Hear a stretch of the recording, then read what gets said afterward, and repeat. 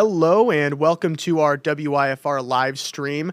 39-year-old Michael McKee, the man accused of killing his ex-wife and her husband in Ohio, is scheduled to appear in a Winnebago County courtroom Monday afternoon. Let's toss it over to WIFR's Daniel Burbank on what we can expect. Daniel?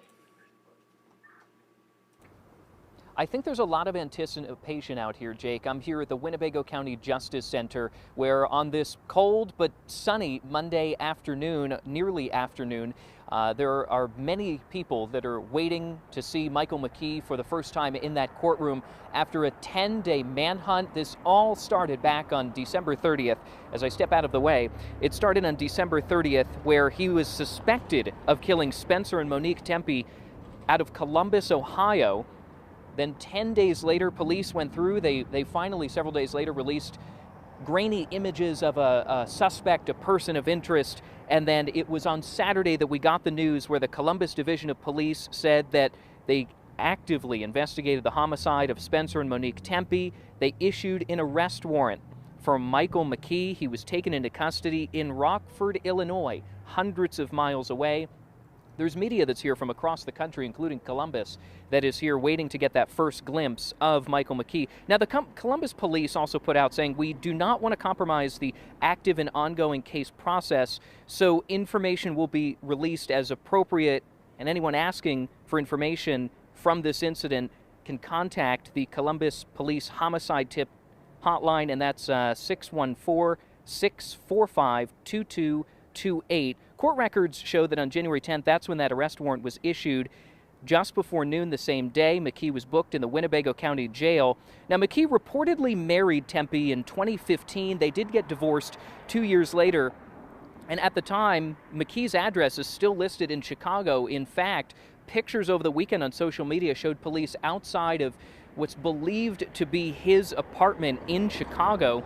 Online searches also show that McKee at one time had privileges to see OSF patients here in Rockford. He worked out of a local office. It does appear that he had an active surgery license in Illinois and Nevada as well. Now, OSF did give us a statement. It said OSF is cooperating with authorities who will provide any further information. All questions should be directed towards law enforcement. That statement coming from OSF. So McKee is scheduled to be in court at 1:30 this afternoon.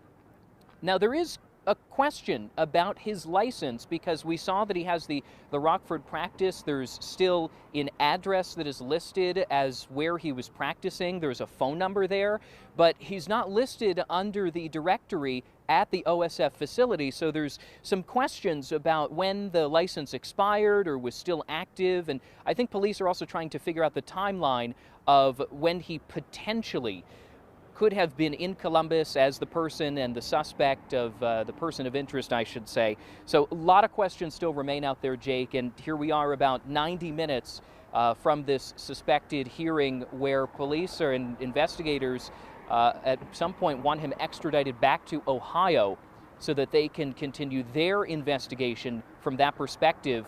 But a lot of questions still remain out here in Rockford, Illinois. Jake? Yeah, absolutely. A lot of questions and a lot of tension here in Winnebago County.